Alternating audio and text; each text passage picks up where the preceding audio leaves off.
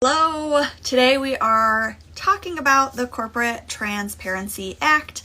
I'm Melissa Middlestat, financial coach for folks who are looking to get confident with their personal finances. Today, however, we are going to be talking to Olivia. We're going to be learning some things today. The Corporate Transparency Act really applies to any for-profit business. So nonprofits, you can kind of tune out at the moment. But do you mind just introducing yourself real quick, and then I want to dive right into the meat of what we're talking about today. Sure, and thanks for having me. So I'm Olivia Castellini, and I'm an attorney. I'm licensed to practice in California. I work with small businesses, nonprofits, and creatives. Today, what we're going to be talking about doesn't apply to nonprofits, so you don't really have to, I heard you say, you don't need to tune in for this one, and that's, the case here. But in general, I work with small businesses, nonprofits, and creatives. My law firm is In Better We Trust is the handle, where we just go by Better. And we cover all kinds of different practice areas. Really, our hope is that we can be sort of like a one-stop shop, especially because there is such a barrier to entry for legal for a lot of small businesses and creatives who are either just getting their start or, maybe they're working a side hustle or something like that. But we do everything from labor and employment. That's my practice area. We do labor and employment. We do business formation and compliance. That's my business partner Sam's practice area. And we do trust and estates. So we really do it all. And like I said, we're licensed to practice in California, which typically means we can only help businesses that are located in California. But the CTA that we're going to be talking about today is a federal law. So it's a little bit different when it comes to federal laws. And so I can talk about that generally today. And if people need help kind of navigating that, that's something we can chat about with people on one-on-one basis. We do free consultation. So it's kind of one of those things where you don't really have anything to lose. Okay. Yeah. Awesome. So everybody, this is a federal law. So this applies to all of us. So let's just get started. What is the Corporate Transparency Act? Okay. So the Corporate Transparency Act is an act that I think it was passed in, what year are we at? 2024. It was passed in 2020. Yeah. I think 21. 21 or 22, a while back. And the reason for that is it's such a broad law. Like you said, it applies to pretty much everybody in the US who has a for-profit business. I'll kind of get into that a little bit more in a second. But it was created to essentially address money laundering in the United States. And really, the root of it was just to make sure we understand who is operating what businesses, and so that we can see where the money is flowing. And so, yeah, the act really, the main thing that most people know about it and that people on this live should know about is it created this requirement where now the businesses that are subject to this law have to file what's called a beneficial ownership information report. That is a mouthful, and for the amount of times we have to say it in our business, we've just started referring to it as the BOI. So if I say BOI, I'm talking about that report. Okay. All right. So I want everybody to hear that. The BOI is what we are all going to have to file. Okay. So that's important. Number one, the BOI, that's what we have to file. So then this applies to whom? I know we said not nonprofits, it's any for-profit, but what about the folks who consider themselves freelancers or 1099ers? Like, can you give a more clear picture on who has to apply or follow this new act?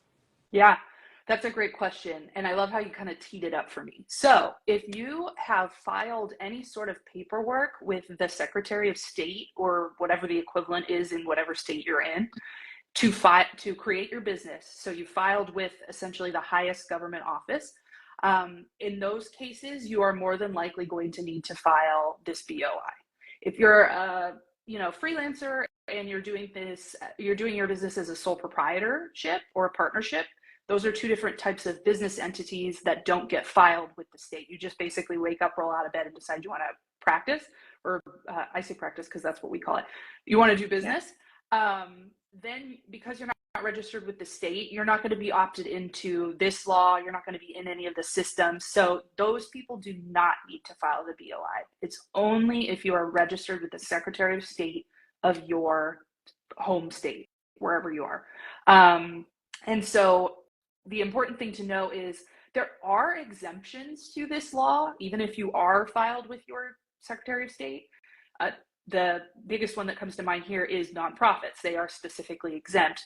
There are other exemptions, but they're for industries that already have other very strict, stringent filing requirements. Got it. So what I've been telling people is if you have a corporation or an LLC, you can pretty safely assume that you need to file this BOI unless you've spoken to an attorney and they have cleared you for an exception. But if you have a corporation or an LLC, assume that you need to file. Okay. That's super helpful. Someone in the comments is asking, do you mind BOI one more time? What does that stand for? Of course. Beneficial ownership information, and then report is just like on the back of that. So BOI report. Okay. Awesome. So then our responsibility is only that report. Can you give us a little more as to, okay, so if I've deemed, yes, I need to file this report, is that it? Like what are my responsibilities? I know. Okay. So yes. So the report is the main thing, and you need to file it once. We'll get into the timelines of that in just a second, I'm pretty sure. You need to file it once, and then from there, you file it again anytime there are changes to the information in the original report. So we'll talk about what goes into that BOI report, but basically the long and short of it is if you change ownership structure, if new people come on that are managing your LLC or your corporation, that's all going to be information that you originally submitted in the first BOI report. So you'll need to file an updated version of the BOI report within, I believe it's 30 days of whatever said change is. And so it's kind of, the BOI itself is the only reporting obligation created through this act. And hypothetically, if it's just you that owns and runs your business and you don't foresee that changing anytime soon, hypothetically, this could be a one-time filing. If you, on the other hand, do have turnover, for example, if you have somebody who's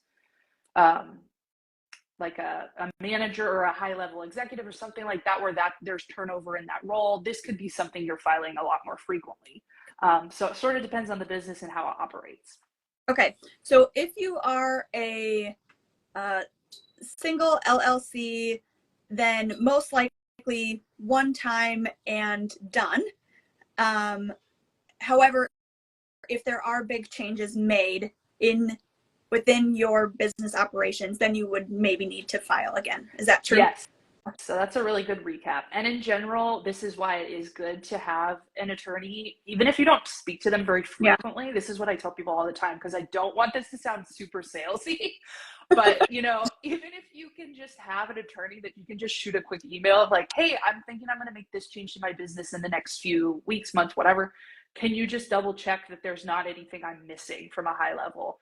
A lot of attorneys are happy to help with that kind of thing. And so we'll get into the possible penalties of not complying here.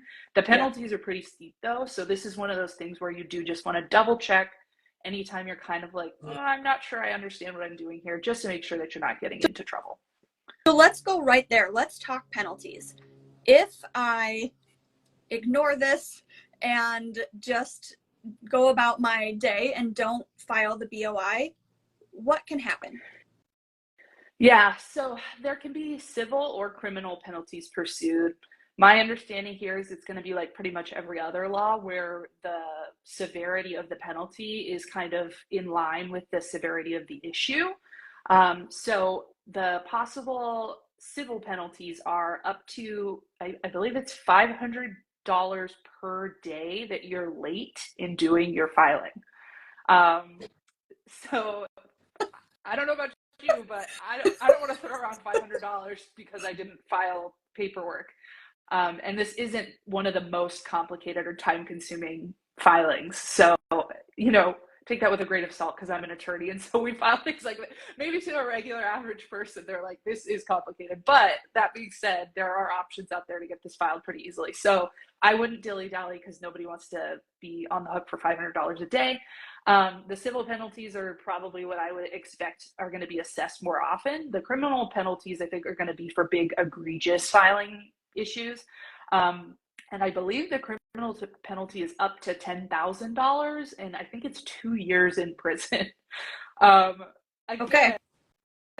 the severity of the issue matters. I have so many clients that are so worried if they don't file paperwork like that they're going to end up in prison. They don't usually default to prison. They usually default to the civil penalty. But either way, like I said, $500 is nothing to sneeze at. So don't dilly-dally.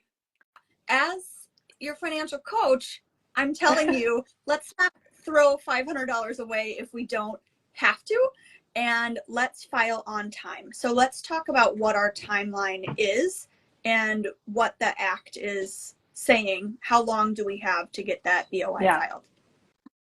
So, and I'm going to have to move through this slowly because this is a very numbers heavy part of the act, and I'm not the greatest at numbers as I'm speaking them out loud. So let me go slowly here. All right. So if your business was formed before this year, before 2024, you have until the end of 2024 to file your BOI. So before January 1st, 2025, your BOI should be filed if you are an older business, meaning you filed before 2024. Okay. If you when I say file, I mean if you create by sending that paperwork into the Secretary of State to create your LLC or corporation. So, if you've already been operating as a sole proprietor, we're not necessarily looking at that date. It's when you have submitted your paperwork to the Secretary of State. Again, this is the sort of thing where it's just good to loop in an attorney to clarify that info, just to make sure you understand it. And everybody has a different situation. So anyway, so we just covered if you filed before 2024. If you file within 2024, let me double check my notes because I really don't want to give you the wrong date. Okay. Yes. So if you file after January 1st, on or after January 1st, 2024, you have 90 days from your date of filing. So kind of a small window. The numbers are going to continue. This is my last set of numbers. If you file your business, if you create your business in 2025, so January 1st, 2025 or later, that window gets even smaller. So we went from you have a full year to you have 90 days. If it's filed after 2025, you have a 60-day window. Got it. Okay, so this is important for folks. What I'm hearing is the filing date is based on when you filed with your Secretary of State or the highest department with your state. So that's your filing date. You have a year filed prior to 2024.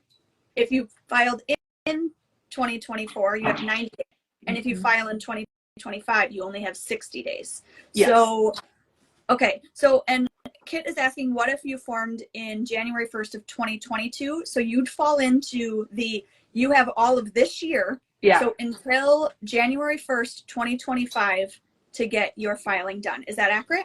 Yes, that sounds correct. 2022. Yes. Okay. So you'll have to, that being said though, I really do recommend doing this as soon as possible because I just see this a lot for every type of filing that we do.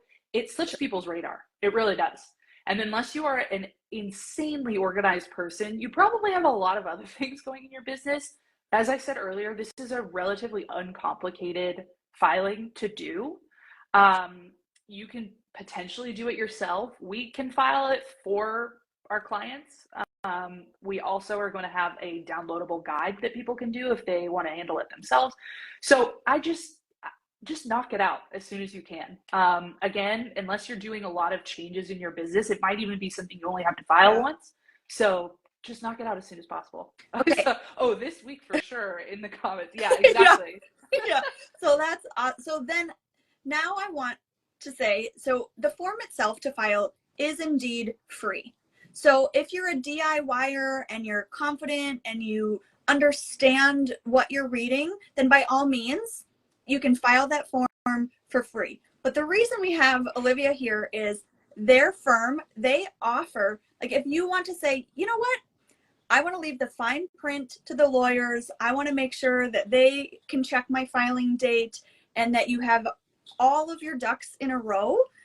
They offer a package for folks to help them get this paperwork completed. So, Olivia, will you talk about what it is that your firm offers to business owners?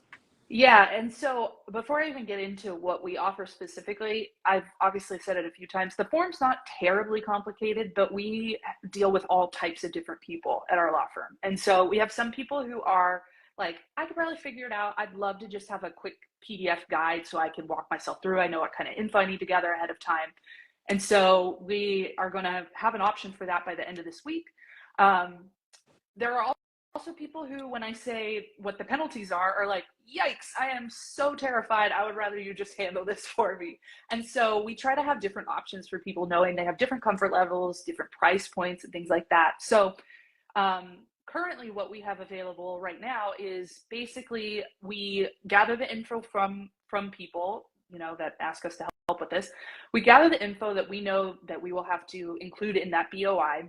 We fill out the BOI. Usually it's not that, I don't even want to say complicated. It's not, it's a digital system that they use. So they can immediately tell you if they're going to kick it back or not. That's where I was going with that. So usually it's not something that we have to refile or redo. It's usually very quick, very instant.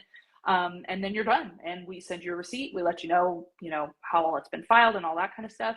And then we have you in our files in terms of if you do need to refile in the future, we can do that pretty seamlessly, pretty easily.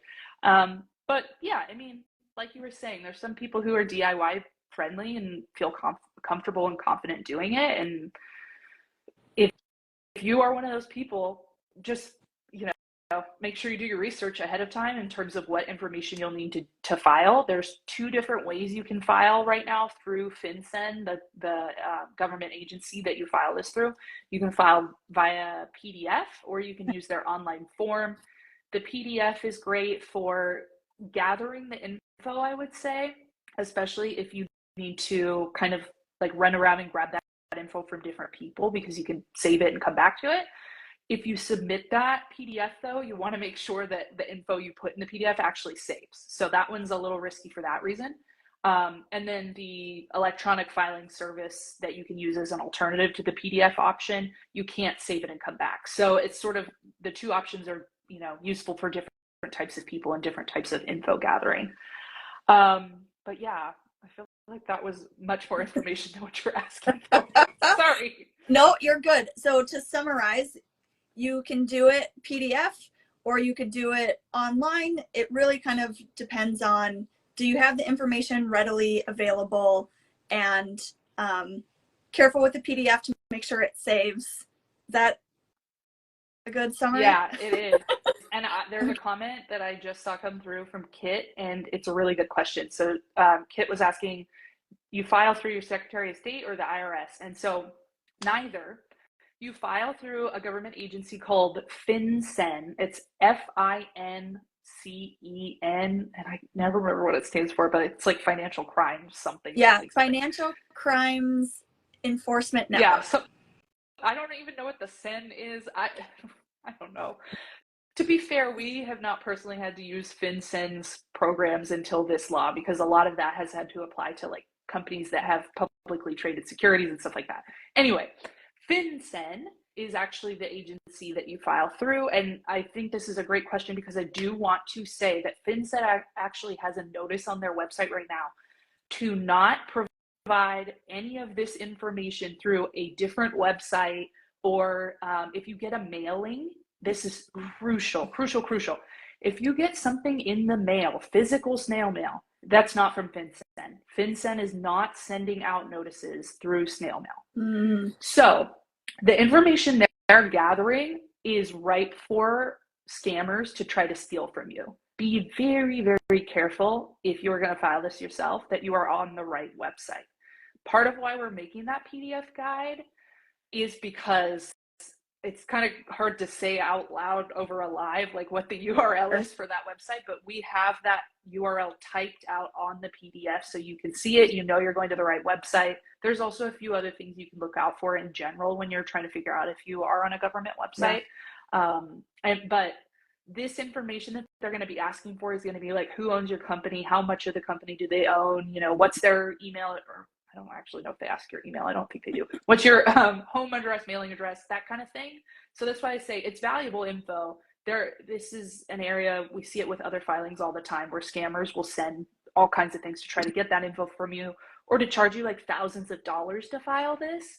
So just be really careful, especially if you're getting mail that's asking you to give that information on paper through the mail. Got it. Okay.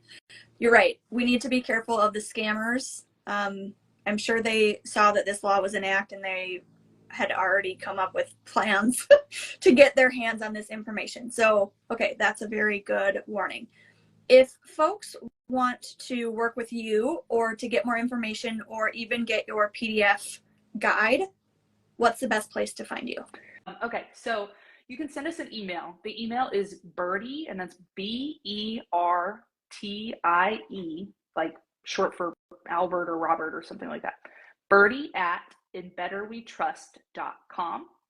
We will probably direct you, depending on what kind of question you have, we'll probably direct you to our website page if you want to do the PDF downloadable. If you just have a question, we'll probably just respond to you right there.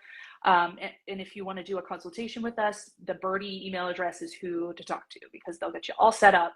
And yeah, we are really just trying to get this information out there. The scammers are very real. Obviously, the different penalties are very high. So we really just want people to have the information. Like I said, I'm not trying to be too salesy, so we're just here to try to get that info out there and make doing business less complicated. Yeah. Well, and I invited you here so people can know about what their options are. So we're not taking you as salesy. We greatly appreciate the information and the opportunity to have a resource to reach out to.